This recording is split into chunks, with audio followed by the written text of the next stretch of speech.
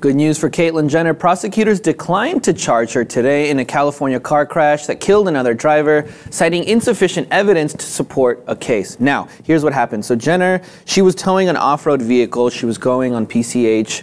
She slammed on the brakes a little bit too late, hit the car in front of her. That sent the other car, it was a Lexus, flying into the other lane where it was involved in a head-on collision with a Hummer.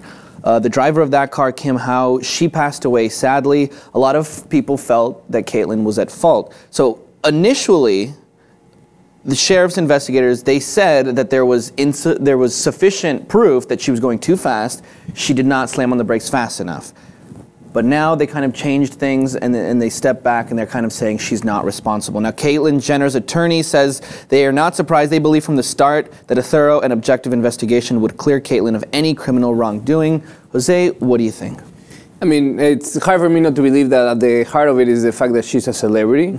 At the time, she was still going by Bruce. This was before her transition.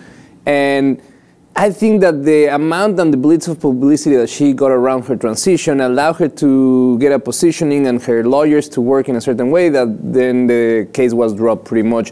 When, like you mentioned at the beginning, they were dead on into, involving him and charging him with something for this death. I think that it's very important to take in account the one specific piece of information, the fact that the victim had no family members. She was a widow, she had no family members that advocated for her, there was no human face to represent the victim in this case, so it was very easy for the public opinion to just kind of brush it off and let it go as a freak accident because we never saw the face, the identity. That was never publicized as much as her transition, and still that person is gone. And it seems like there's not going to be justice because, again, what family is going to, fight for a better lawyer or justice for this person because he's gone and there's no relatives fighting for her? So that way it's very easy that, imagine the power of a celebrity and all the lawyers that this celebrity can hire versus a dead person with no family members that can do nothing for that. So I think it was a very unbalanced fight from the get-go. Right, that's a very good point. Nobody there to really reflect the sadness brought on by her death. She did live alone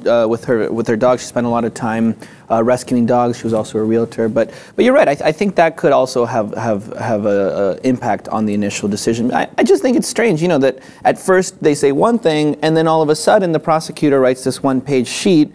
And they're not going to file any charges saying that, she was traveling slightly under the speed limit, actually. She was going slower than the speed limit, and also she began braking less than 2 seconds before the crash. So let us know in the comments below, what do you guys think about this whole situation? I mean, did Jenner get off easy because she's a celebrity, because she's well-known, maybe because she has a lot of money? Does the woman, the victim, Kim Howe, her lack of family, lack of a human face reflecting sadness brought on by her death have anything to do with it? Let us know in the comments, and if you haven't already, subscribe to the Lip TV for more.